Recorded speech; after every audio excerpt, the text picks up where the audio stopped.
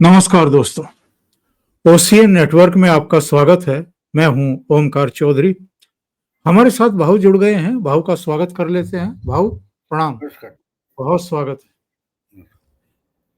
भाऊ, ऐसा लगता है प्रधानमंत्री नरेंद्र मोदी ने बिहार चुनाव के दौरान जो गमछा लहराया था, उसकी कीर्ति पताका तो अब बहुत दूर दूर तक चली गई है। पिछले दिनों कोयम्बटूर में पहुंचे तो वहां बहुत सारे लोग, जब वो मंच पर पहुंचे तो गमछा लहरा करके उनका अभिनंदन कर रहे थे, उनका स्वागत कर रहे थे।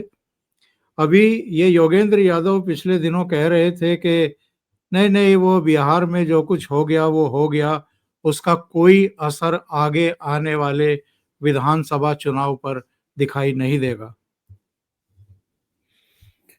तो ये जमीन से टूटे हुए लोग हैं, समाज से टूटे हुए लोग हैं, ये अपने ही बबल में रहते हैं।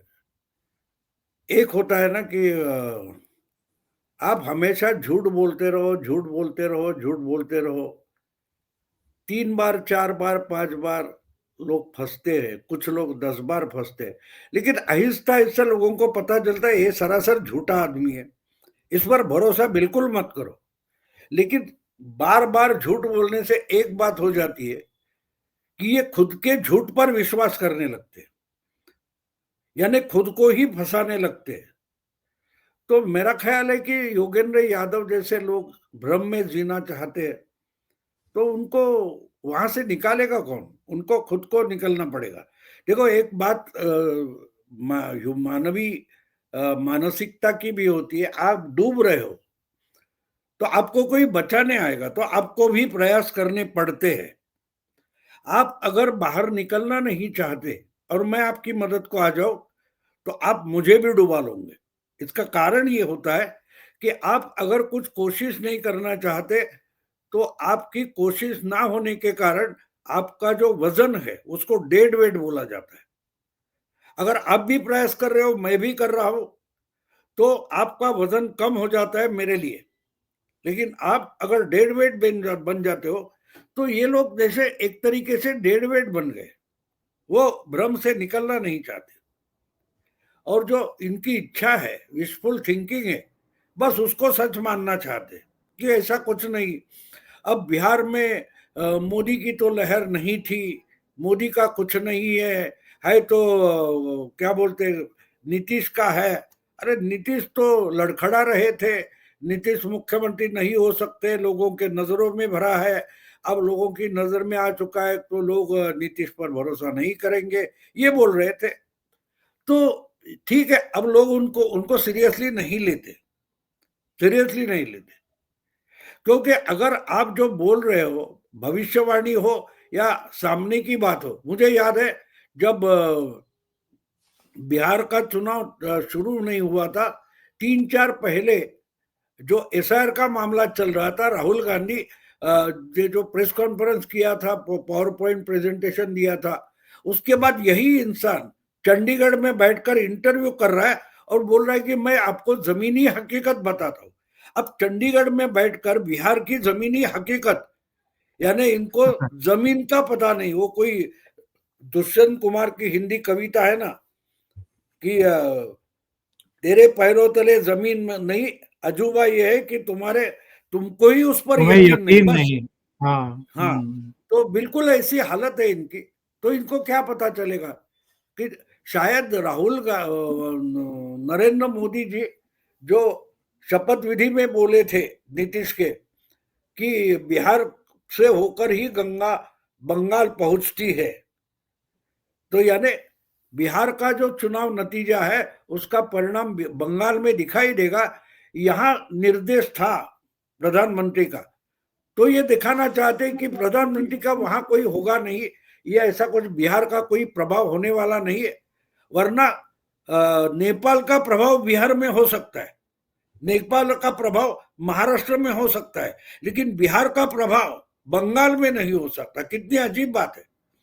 यानी कोरोना आपके पड़ोसी को हुआ है और आपको नहीं होगा, लेकिन गाजियाबाद में बैठे और रहने वाले ओमकार चौधरी को कोरोना हो सकता है। ये जमीनी हकीकत है योगेंद्र यादव के लिए।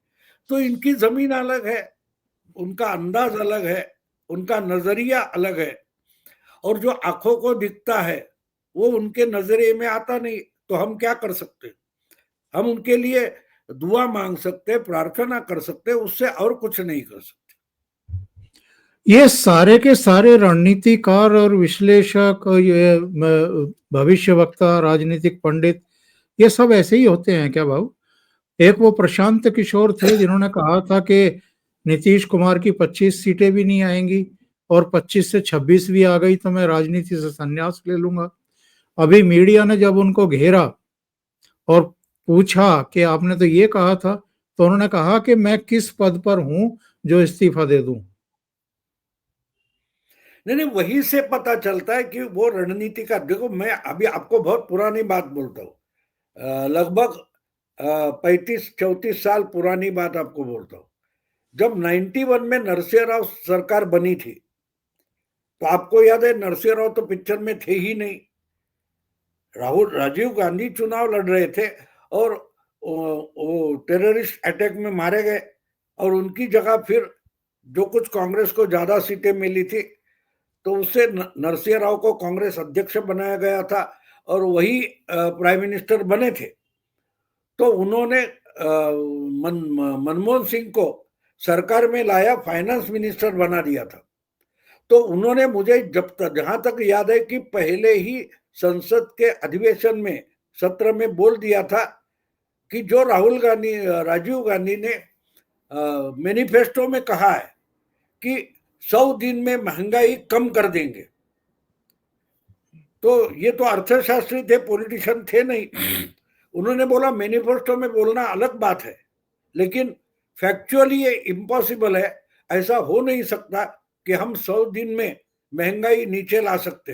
तो कांग्रेस वालों ने, एक तो राजीव गांधी की मृत्यु हो गई थी और राजीव गांधी के बारे में इतनी इमोशंस थी कि कांग्रेस वालों ने इतना बवाल खड़ा कर दिया कि इस अर्थशास्त्री ने खुद का ही गला दबा दिया और मान लिया नहीं नहीं नहीं 100 दिन में हो सकता है। उस दिन से मनमोहन सिंह अर्थशास्त्री नहीं रहे। उस दिन उन्होंने सत्ता में रहने के लिए और राजनीति में टिके रहने के लिए उस अर्थशास्त्री का गला घोट दिया, और उसके बाद एक के बाद एक नई नई गलतियां वो करते गए। और 10 साल जब प्रधानमंत्री बने रहे तो दुनिया के सबसे अर्थशास्त्री थे और सबसे बुरी फाइनेंशियल सिचुएशन देश की करके निकल गए। तो ये बात होती है ना कि आप अर्थशास्त्री होते हो तो उसी में रहो, उसी में ईमानदारी से रहो, जो सचमुच दिखाई दे रहा है वो स्वीकार करो, उस पर बात करो। वो छोड़कर आप बायस हो जाते हो तो आपका सब शास्त्र वगैरह आपके काम नहीं आता। तो वही बात प्रशांत किशोर की है। प्रशांत किशोर जब पॉलिटिक्स में उतरे थे तब उनको ईमानदारी से पॉलिटिशियन होना चाहिए था। वो एक साथ पॉलिटिशियन और रणनीतिकार दोनों बनना चाहते थे कि मैं जब उतरा हूं तो बस मैं राजनीति भी सक्सेसफुल करके दिखाऊंगा। देखो, अमिताभ बच्चन एक्टर है, अच्छा एक्टर है, बहुत अच्छा एक्टर है, लेकिन अमिताभ बच्चन अच्छा डायरेक्टर नहीं हो सकता। शायद हो भी जाए, मुझे पता नहीं, लेकिन आज तक उसने कोशिश तक नहीं की है। इसका कारण उनको मालूम पक्का है कि मैं किस एंगल से अच्छा दिखूंगा ये मेरा डायरेक्टर समझता है, जितना मैं नहीं समझता। तो अमिताभ का जो सक्सेस है वो अपनी मर्यादा संभालने में है। प्रशांत किशोर की गलती वहां हो गई जहां उन्होंने उनके से लिए जो लक्ष्मण रेखा थी वो लांग दी। वो खुद पॉलिटिशियन बनने निकले। अगर मैंने इतने चीफ मिनिस्टर को जिता कर दिखाया तो मैं ही चीफ मिनिस्टर क्यों नहीं बन जाऊं? और वही गलती हो गई, क्योंकि पॉलिटिशियन एक अलग तरीके का मामला होता है, अलग तरीके का मामला होता है। आपको उस मोल्ड में जाना पड़ेगा, उसका ट्रेनिंग लेना पड़ेगा। एक अच्छा क्रिकेटर एक अच्छा पॉलिटिशियन नहीं बन सकता। हाँ, उसके लिए प्रयास है, वो करे तो शायद हो सकता है, मैं ना नहीं बोल रहा हूँ। चेतन चौहान हो या गौतम गंभीर हो, ये भी क्रिकेटर से पॉलिटिशियन बने, लेकिन उस मोल्ड में आने के बाद उन्होंने पॉलिटिशियन बनने की कोशिश भी की। अगर ये लोग वो नहीं कर रहे, वो एक साथ क्रिकेटर भी है, योगेंद्र यादव हो या प्रशांत किशोर हो, वो दोनों वही गलती कर बैठे कि एक साथ दो दो डबल रोल करने के लिए निकले। बिल्कुल। अब प्रशांत किशोर की हालत आप देखो, प्रशांत किशोर बिल्कुल केजरीवाल के मोल्ड में चला गया। आपको याद होगा केजरीवाल ने दिल्ली की विधानसभा में 28 सीटें चुनकर लाई थी और उसके बाद उनके दिमाग में इतनी हवा चल गई थी कि वो शीला दीक्षित को हराया तो मैं मोदी को भी हरा सकता हूं, उठकर वाराणसी निकल गए और 400 से ज्यादा उम्मीदवार उन्होंने खड़े किए थे 2014 में। उसमें 434। 3-4 छोड़कर सबकी जमानत जब्त हुई थी। जी हाँ। प्रशांत किशोर की भी हालत वही है, 200 कुछ 238 उम्मीदवार खड़े किए थे, 236 लोगों की जमानत जब्त हुई है। प्रशांत बिल्कुल। किशोर को अगर आंकना चाहते आप तो एक बात सीधी है कि सिर्फ 2 उम्मीदवार उनके छोड़कर बाकी सबकी जमानत जब्त हुई है। तो इनकी शुरुआत क्या हुई है, वो केजरीवाल जैसी हुई है। और अगर आप कोई नया परिवर्तन लाना चाहते हो तो इसके पहले 10-12 साल पहले जो परिवर्तन का एक आंधी लेकर आया था इंसान, इसका अनुभव क्या है, उसकी हालत क्या है, उसके बारे में लोगों का अनुभव क्या है, वोटर का अनुभव क्या है, वो भी देखना पड़ता है। वो बिना देखे लोग बोलेंगे लोग उल्लू बनते हैं, हम बनाते जाएंगे, तो लोग उल्लू बनने वाले नहीं।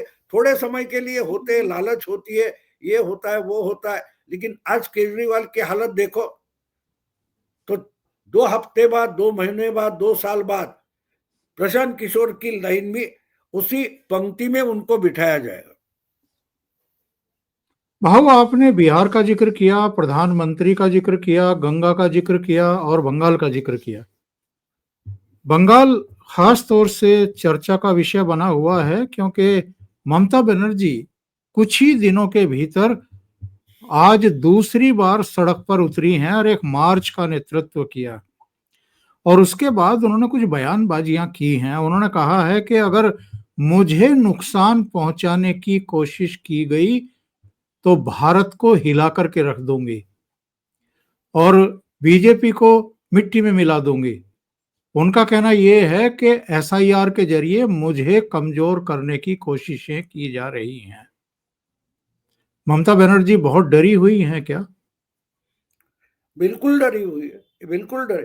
अब मुझे अजीब एक बात लगती है कि ये लोग सबक क्यों नहीं लेते, मेरी समझ में वो बात नहीं आती। आपको देखो, एक सबक किसी के भी लिए हो, आपके लिए नहीं हो, लेकिन आप उससे कुछ सीख सकते हैं। अगर अभी अभी बिहार के चुनाव हो गए, उसमें एसआईआर के खिलाफ जो बवाल खड़ा करने की कोशिश की गई, उसके बावजूद जो रिजल्ट आए हैं उससे कुछ सीखना जरूरी है, लेकिन ये सीखना नहीं चाहते। अब इसको आप क्या करोगे? जो कुछ हुआ है, अब देखो जो बिहार में हो गया, उसके बाद महाराष्ट्र में स्थानीय इकाइयों के चुनाव शुरू हो गए। 3 दौर में होने वाले। पहले जो छोटी शहर होते हैं, नगर पंचायतें होती है, नगर पालिका होती है, वैसे 242 कुछ नगर पालिका को चुनाव अब शुरू हो गए, पर्चे भर गए। अभी 1 या 2 तारीख को वोटिंग होगी, दूसरे दिन उसका काउंटिंग होगा। उसके बाद शायद जिला परिषद या कॉरपोरेशन के चुनाव हो गए। उसके बाद यानी कॉरपोरेशन, जिला परिषद और नगर पालिका, ये 3 दौर में से एक दौर शुरू हो गया। तो इसमें भी फिर वही बिहार की गलतियां यहाँ की महाविकास आघाड़ी या विपक्ष ने की है, उनको भुगतना पड़ेगा। अब इससे ये सब तमाशा इन्होंने किया था, 1 महीना भी नहीं हुआ कि एसआईआर के खिलाफ, वोटर लिस्ट के खिलाफ राज ठाकरे, उद्धव ठाकरे, शरद पवार, सब कांग्रेस पार्टी वगैरह सब पूरा विपक्ष इकट्ठा हुआ, एक बड़ा मोर्चा निकाला गया, मीडिया में बहुत बड़ा बवाल हो गया और उसके 10 दिन बाद टाइम टेबल डिक्लेयर हुआ, चुपचाप लाइन में खड़े हो गए, उम्मीदवार चुनाव में उतारे गए। तो बात यह है कि ये सब आंदोलन करने में समय खराब करने के बजाय आपका जो कोई वोटर है वो लिस्ट में है कि नहीं ढूंढो, अगर नहीं है तो उसका नाम लिस्ट में आए, इसके लिए तो लिस्ट का क्या बोलते रिवीजन चल रहा है, उसमें नाम डाल दो। आपका वोटर आप बचा सकते हो, कोई हटा नहीं सकता। अगर आपका वोटर सच्चा है, जेन्युइन है, तो उसका नाम नहीं हटाया जा सकता। अगर वो फैला हुआ बिखरा हुआ आपका वोटर है, उसको आज आपके आंदोलन की जरूरत नहीं है। आपके कार्यकर्ताओं ने उनकी मदद को जाकर वोटर लिस्ट, बीएलओ जो भी कुछ है उसको पकड़कर अपना पार्टी के जो वोटर है वो लिस्ट में रहे, इसके लिए प्रयास करने चाहिए, जिस पर चर्चा तक बीजेपी नहीं कर रही है। लेकिन पूरे बंगाल में बिहार के कार्यकर्ता हर बीएलओ को पकड़कर अपने वोटर का नाम लिस्ट में रहे, इसके लिए प्रयास कर रहे हैं। और आप क्या कर रही है, आप वो काम करने के बजाय उन कार्यकर्ताओं को मोर्चे में, रैली में लाकर खड़ा कर रही हो, और अपने ही वोटर का नाम अगर गलती से भी कट जाने वाला है तो आप उस पर तकरार भी करने के लिए नहीं कर रहे हो, ना कि प्रयास कर रहे हो। तो बात साफ है, ये अपने ही क्या बोलते हैं, हार की तैयारियां कर रहे हैं। और धमकियां देना तो छोड़ो, ये धमकियां राहुल गांधी ने दी थी, तेजस्वी यादव ने दी थी, राज ठाकरे, उद्धव ठाकरे, शरद पवार ने दी थी। क्या हो गया? कुछ नहीं हुआ, कुछ नहीं हुआ। तो बंगाल में भी कुछ नहीं होगा। हाँ, शासन व्यवस्था आपके हाथ में है, इसके जरिए अगर आप कुछ हिंसा वगैरह करना चाहोगी तो उसका बंदोबस्त होगा। एक दिन में एक फतवा निकलेगा और राष्ट्रपति शासन जारी होगा, और इसकी वार्निंग भी चुनाव आयोग ने दी है। और चुनाव आयोग का जो बड़ा व्यापक अधिकार है उस पर पहले ही सुप्रीम कोर्ट ने मुहर लगा दी है। तो शायद ममता गलत राह पर चल पड़ी है, और दूसरी बात, वो जुआ खेलना चाहती है। भाऊ, इन्होंने जो बयान दिए हैं उनमें से एक आध बयान मैं आपको पढ़ के सुनाता हूं, इससे क्या मैसेज आप देख रहे हैं कि देना चाहती हैं और किसे देना चाहती हैं। जैसे इन्होंने कहा कि अगर एसआईआर का मकसद अवैध बांग्लादेशियों को हटाना है तो बीजेपी शासित राज्यों में एसआईआर क्यों कराया जा रहा है? क्या बीजेपी ये स्वीकार कर रही है कि उसके डबल इंजन वाले राज्यों में भी घुसपैठिए मौजूद है? अगर बांग्लादेशी समस्या है तो आप मध्य प्रदेश, उत्तर प्रदेश में एसआईआर क्यों चला रहे? फिर ये आगे कहती हैं, एक बार एसआईआर के बाद जो ड्राफ्ट वोटर लिस्ट सामने आएगी, लोग समझ जाएंगे कि चुनाव आयोग और बीजेपी ने कितना बड़ा विनाश किया है।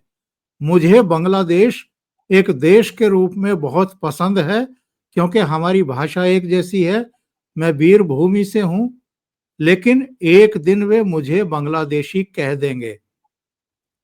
क्या मतलब है इस बात का? क्या बांग्लादेशियों को हटाने के लिए ही एसआईआर किया जा रहा है भाऊ? ये जो भ्रमित कर रही है लोगों को। नहीं, वो भ्रमित कर रही है ऐसा मैं नहीं मानता, ये बौखला गए हैं, उनको समझ में नहीं आ रहा है तो क्या करे। इन्होंने सीएए के खिलाफ, एनआरसी के खिलाफ बहुत बहुत गड़बड़ की थी, लेकिन कुछ हुआ नहीं। ठीक है, उसके लिए सरकार ने बैकफुट पर सरकार गई, लेकिन सरकार ने नया तरीका लाया और आपके जड़ पर ही हमला कर दिया। अब आप क्या करोगे वो करो, आप जो करना चाहते हैं वो सरकार ने, बीजेपी ने रोका नहीं है, आप जो करना है करो। तो चिल्लाने की जरूरत क्या है?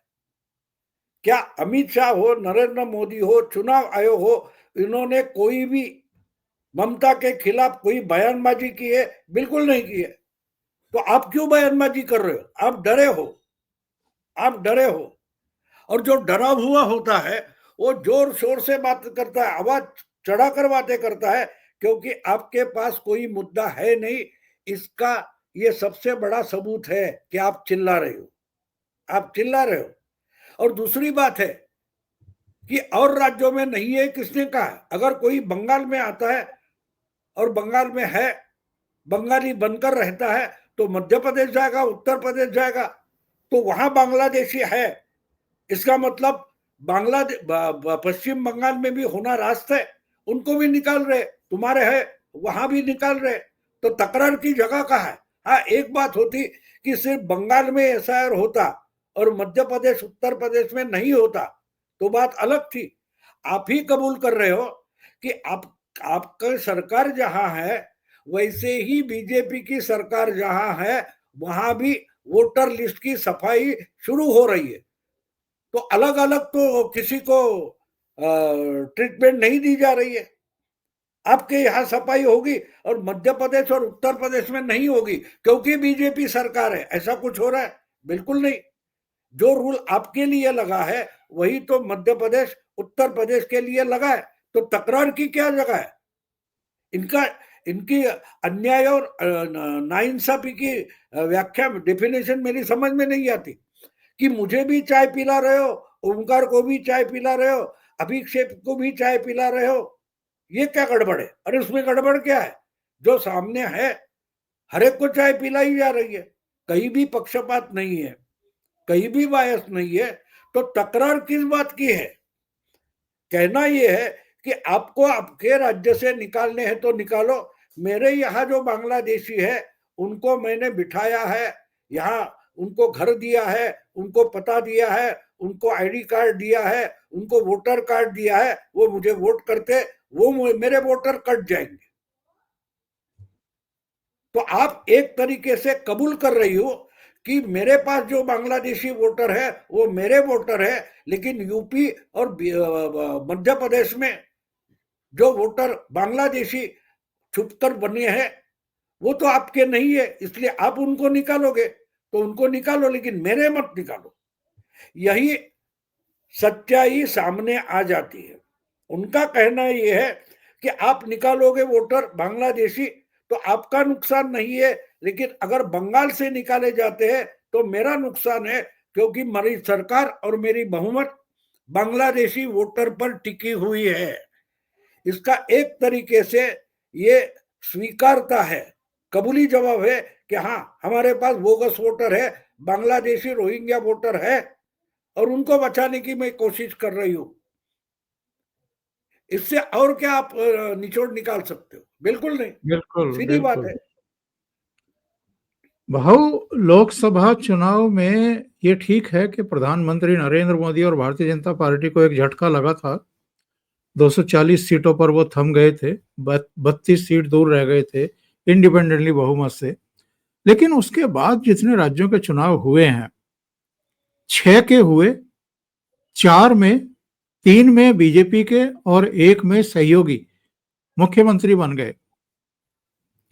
बहुत सारे लोगों के अलग अलग आकलन आ रहे हैं, लेकिन एक बात पर तो सब सहमत है कि प्रधानमंत्री नरेंद्र मोदी की लोकप्रियता एक नए शिखर पर पहुंच गई है, फिर से नए चरम पर है। लोकसभा चुनाव में थोड़ा सा या तो मतदाता भ्रमित हो गए थे, वो अब की बार 400 पार, और उसका इन्होंने फायदा उठाया कि संविधान बदल देंगे, आरक्षण छीन लेंगे, उसका नुकसान हो गया। लेकिन जैसे जैसे चुनाव की प्रक्रिया राज्य दर राज्य आगे बढ़ रही है, प्रधानमंत्री की लोकप्रियता एक शिखर पर है। बहुत सारे लोग कहते हैं कि मोदी की आंधी है, कुछ कह रहे हैं कि सुनामी है। उसका भी कहीं ना कहीं इनके दिमाग पर असर है, ये जो ममता बनर्जी जिस तरीके से रिएक्ट कर रही हैं। नहीं नहीं, वो क्या एक हिंदी में कहते हैं ना, घर में नहीं दाने अम्मा चलिए भुनाने, ऐसा कुछ बोलते हैं ना आप हिंदी में। बिल्कुल वही बात है। देखो लोकसभा चुनाव में इनको ज्यादा सीटें मिली, ये सच्चाई है, लेकिन अब अगर हम वोटिंग परसेंटेज देखें तो मोदी की लोकप्रियता में घट नहीं हुई थी। हाँ, बीजेपी का बहुत सारा वोटर थोड़ा सा आलसी लिथार्जिक बैठ गया था, इसलिए वोटिंग परसेंटेज में सिर्फ 1 या 1.25% की घट हुई है, लोकप्रियता घटी नहीं है। और जब आपको याद होगा 1 साल पहले से मैं बोल रहा हूं कि लोकसभा का चुनाव आने के बाद मोदी से ज्यादा दुखी है तो हिंदू वोटर दुखी है, क्योंकि वो मोदी को अपना बच्चा मानते हैं और हमने आलस किया और उसका अगर दुष्परिणाम हमारे लिए काम मेहनत करने वाले प्रधानमंत्री पर पड़ा है तो उसका बड़ा पछतावा है, और वो पछतावा हर चुनाव में दिखाई देगा। ये मैं लगातार जून 2024 से बोल रहा हूँ, हरियाणा हो, महाराष्ट्र हो, दिल्ली हो, बिहार हो, उसमें उसी का ही प्रत्यय आ रहा है। तो लोकप्रियता घटने सा, पॉपुलैरिटी घटने का ये मामला है ही नहीं। गलती से बीजेपी के लोगों ने आलस किया और आपको लॉटरी लग गई। आप मान रहे हो कि ये तो हमारी कर्तव्यगारी है, हमारा पराक्रम है, तो आपका पराक्रम नहीं था। दूसरे की गलती से आपको जो फायदा मिलता है, तो वो देखो, अगर मैं बार बार वो रिपीट करता हूं, 1983 में हमने वर्ल्ड कप जीता था, ये परिणाम था, वेस्ट इंडीज हारी थी, ये सच्चाई थी। उन्होंने गलतियां की, उसका फायदा इंडियन टीम ने उठाया, और इंडियन टीम जो थी वो कम से कम रन पर भी बाजी मार गई। लेकिन असलियत में हम जगत जेता अजेय नहीं थे। ये उनके टीम ने वापस 2 महीने में आकर 6 के 6 वनडे भारतीय टीम को हराया था, क्योंकि उनके गलतियों से वर्ल्ड कप के फाइनल में उनकी हार हुई थी। वैसे ही लोकसभा चुनाव में मोदी जी की सीटें कम हो गई, लेकिन परसेंटेज सिर्फ 1%, 1.25% कम हो गया था। अगर वो फिर से मेहनत करना शुरू कर दे तो 2-3% बढ़ता है, और 2-3% बढ़ने से कितना, आज भी आप बिहार के चुनाव देखो, दोनों में फर्क कितना है। अगर आप बारीकी से देखें तो जो चिराग पासवान लास्ट टाइम इनके खिलाफ था, जेडीयू की सीटें उन्होंने गिराई थी, वो 5-6% इनके साथ आ गया था। और इनसे ही जो बीजेपी के खिलाफ, नीतीश के खिलाफ जो वोटर है 3-3.5%, वो और प्रशांत किशोर लेकर गया। तो वो जो डिफरेंस है 8-9% का डिफरेंस आपको साफ दिखाई दे रहा है। और दूसरी बात ये होती है कि हमारे पास जो चुनाव का तरीका है, फर्स्ट पास द पोस्ट, एक ही चुनाव क्षेत्र में सबसे ज्यादा वोट पाता है वो जीत जाता है, यानी दूसरा बिल्कुल नालायक है, उसका सुपड़ा साफ हो गया, ये बोलना गलत होता है। देखो, चाय, आपके घर में कोई मेहमान आता है, आप उसको चाय देते हो, प्याली में चाय देते हो, प्याली के साथ एक प्लेट होती है। अगर प्याली में 1.5-2 इंच ऊंचाई की जो चाय होती है, वो अगर प्लेट में सॉसर में डाल देते हैं तो ये आधा इंच या 1.25 इंच की ऊंचाई तक जाती है। तो जहां आपके कंसोलिडेटेड वोट है वो सीट निकल आती है, लेकिन अगर फैली हुई है तो वो सीटें जाती है। और इसलिए सुपड़ा साफ भी नहीं हुआ है महागठबंधन का, उनके वोट है, हाँ सीटें कम हुई है। और इसका और एक मैं आपको बोल दूं कि 2 चुनाव पहले कर्नाटक में कांग्रेस का वोट परसेंटेज बीजेपी से 2% ज्यादा था, लेकिन कांग्रेस की सीटें बीजेपी से 50 से कम थी, 50 कम थी। वही बात पिछले चुनाव में शायद मुझे लगता है राजस्थान में भी देखने को मिलती है। विधानसभा की कांग्रेस का वोट परसेंटेज 1% ज्यादा है, लेकिन सीटें बीजेपी की ज्यादा है, क्योंकि जहां कंसोलिडेटेड इकट्ठा वोट बैंक है वहां की सीटें आसानी से निकल आती है, और जहां पतली स्थिति है वहां आपकी सीट आसानी से हार जाती है। तो ये चुनाव के तरीके समझने की बात है। लेकिन लोग क्या करते, जितनी सीटें जीती उस पर ही बात करते हैं, वो ऊपरी ऊपरी बातें होती है, वो सच्चाई नहीं होती। हाँ, भ्रम पैदा करने के लिए उसका इस्तेमाल किया जाता है। एक प्रसिद्ध अंग्रेजी लेखक है, मैं उसका रेफरेंस हमेशा देता हूँ, मार्क ट्वेन, अच्छा लेखक था। उसका एक कोट है कि एक सीधा साधा झूठ होता है, एक भयंकर झूठ होता है, लेकिन इन दोनों से अगर भयंकर कोई बात है तो स्टैटिस्टिक्स, यानी उसी स्टैटिस्टिक्स से आप इधर का उधर कर सकते हो, उधर का उधर कर, जीते हुए को हारा हुआ दिखा सकते हो, हारे हुए के जीता हुआ दिखा सकते हो। मैंने जयपुर डायलॉग में बोला था, जब 2014 और 19 के नतीजे आ गए तब यही लोग क्या बोलते थे, अरे बीजेपी को 31%, 31% मिला है तो 69% बीजेपी के खिलाफ है। फिर 38%, 37% मिला तो 62% बीजेपी के खिलाफ है। असलियत वो नहीं थी। और जब 2024 में वही बीजेपी की 37% वोट है तो 63% खिलाफ है, ये बात नहीं करते। मेजॉरिटी चली गई, 300 से 62 सीटें कम हो गई, तब सीटों पर बोलेंगे। तो ये स्टैटिस्टिक्स पर बोलना गलत है, भ्रमित करने के लिए मैं उस पर ज्यादा उसको अहमियत नहीं देता।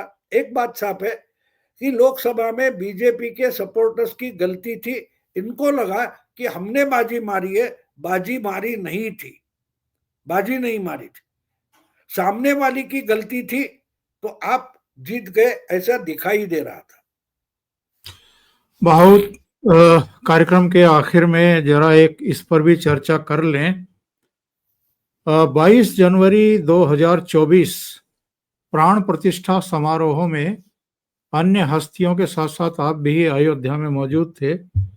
आज मंदिर ने पूर्ण आकार ले लिया है, जो परकोटा के मंदिर बनने थे वो भी सब बन गए हैं और धर्म ध्वजा आज फहरा दी गई। प्रधानमंत्री और संघ प्रमुख वहां थे, योगी आदित्यनाथ और गवर्नर भी थी, और इस बार वैसे चेहरे उपस्थितों में दिखाई नहीं दिए जिनको हम कहते हैं कि जानी मानी हस्तियां हैं।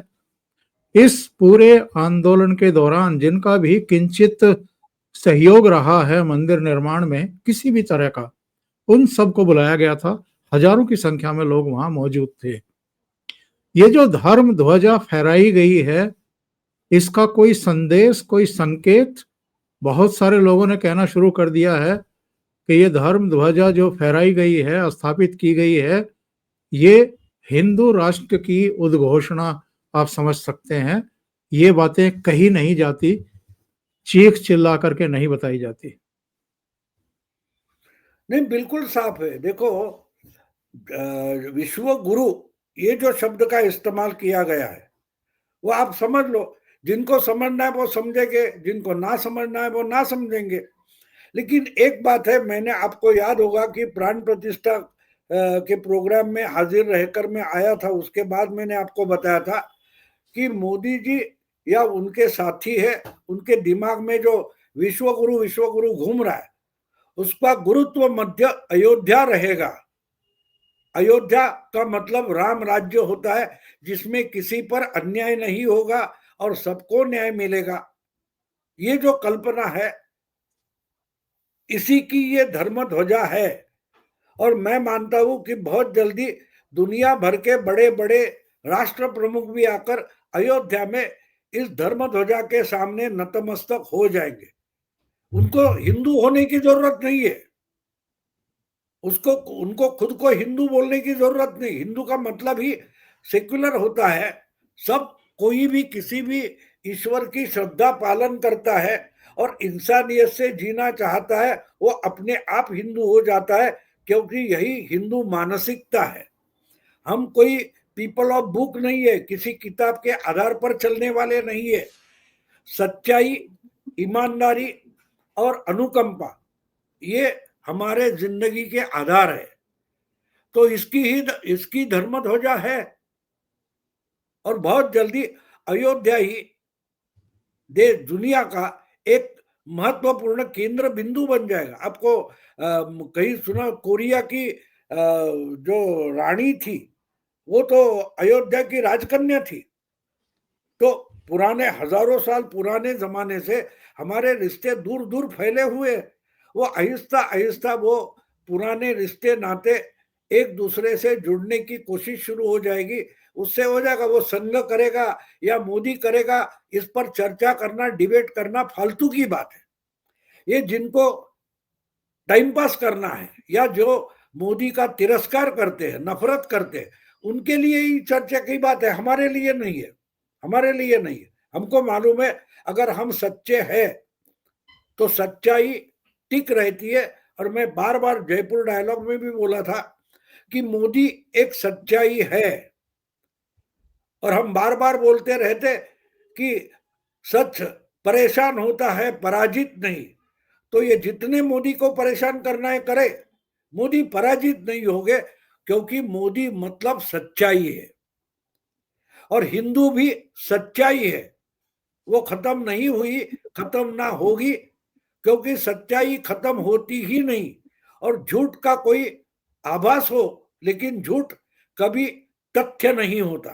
ये अगर बात हम समझ ले तो धर्म ध्वजा का मतलब आपके समझ में आएगा कि हजारों साल बाद फिर एक बार एक लंबे ऊंचे ध्वजदंड पर एक धर्म ध्वजा लहरा रही है और दुनिया को बुला रही है, चलो अब लौट चले। बहुत महत्वपूर्ण बात आपने कही है भाऊ। और चलते चलते जरा इस पर भी एक टिप्पणी भाऊ आपकी, कर्नाटक में हो क्या रहा है ये कांग्रेस के भीतर? कांग्रेस टूट रही है, उसको किसी ने तोड़ने की जरूरत नहीं है, क्योंकि कांग्रेस पहले से कोई पार्टी नहीं थी, ये आभास था। कांग्रेस स्वतंत्रता आंदोलन से लेकर आज तक एक गठबंधन रहा है। तो अगर वहां एम्बिशियस लोगों के, महत्वाकांक्षी लोगों से एक दूसरे का टकराव हो रहा है और एक दूसरे से लड़ रहे, तो कोई नई बात नहीं मानता मैं। बहुत साल पहले, कम से कम 55 साल पहले इंदिरा जी से उस वक्त के जो सीनियर लीडर से उनका टकराव हुआ था 69-70 में, फिर 78 में हुआ, कांग्रेस पार्टी टूटी थी। उसके बाद ममता दीदी है, जगमोहन है, शरद पवार है, ये भी कांग्रेस से टूटकर बाहर निकले। बहुत उससे भी पहले चौधरी चरण सिंह कांग्रेस में थे, ये भी कांग्रेस से निकले हैं। क्योंकि कांग्रेस कोई विचारधारा नहीं है, ये सत्ता पाने के लिए इकट्ठा हुए एम्बिशियस लोगों का एक ग्रुप था। उसको ये आप आइडियोलॉजी मानोगे तो आइडियोलॉजी नहीं बनती। कांग्रेस कोई आइडियोलॉजी नहीं है, और इसलिए आइडियोलॉजी के आधार पर ना बना हुआ संगठन या पार्टी अगर टूटती है तो उसको आश्चर्य मानना गलत है। हाँ, एक बात है, इस पर ही अपना जिसको हम पोथी ग्रंथ वगैरह मान सकते हैं, उसको ग्रंथ बनाकर जो पौरोहित्य करने से अपना धंधा चलाते रहे, बुद्धिजीवी करके अलग अलग विद्यापीठ या अखबारों में संपादक बनकर, हाँ, उनको भूखे रहने का समय आ जाएगा। इसलिए वो उसको आइडियोलॉजी बनाना, दिखाना चाहते, साबित करना चाहते। लेकिन कांग्रेस कोई एक संगठन नहीं है, एक पार्टी नहीं है। वो टूटती है या टूटेगी तो मुझे आश्चर्य नहीं लगता। हाँ, बहुत जल्दी शायद गांधी परिवार से भी कांग्रेस विमुक्त हो जाएगी। बहुत बड़ी बात आपने कह दी भाऊ। भाऊ बहुत बहुत धन्यवाद आपका जुड़ने के लिए, इतना समय निकालने के लिए और महत्वपूर्ण मुद्दों पर चर्चा करने के लिए। दर्शकों से निवेदन है, अगर आपको ये चर्चा अच्छी लगी है तो लाइक जरूर करें। इसके अलावा इस वीडियो को फॉरवर्ड करें, शेयर करें ग्रुप्स में अपने मित्रों के साथ। अभी तक अगर आपने ये चैनल सब्सक्राइब नहीं किया है तो सब्सक्राइब कर लें, साथ में लगे बेल आइकॉन को दबा दें ताकि आगे आने वाले वीडियो और उनके नोटिफिकेशन आप तक पहुंचते रहें। भाऊ के 2 चैनल हैं, मराठी में प्रतिपक्ष और हिंदी में प्रतिवाद। दोनों को सब्सक्राइब करें और सहयोग करें। बहुत बहुत धन्यवाद आप सबका। नमस्कार।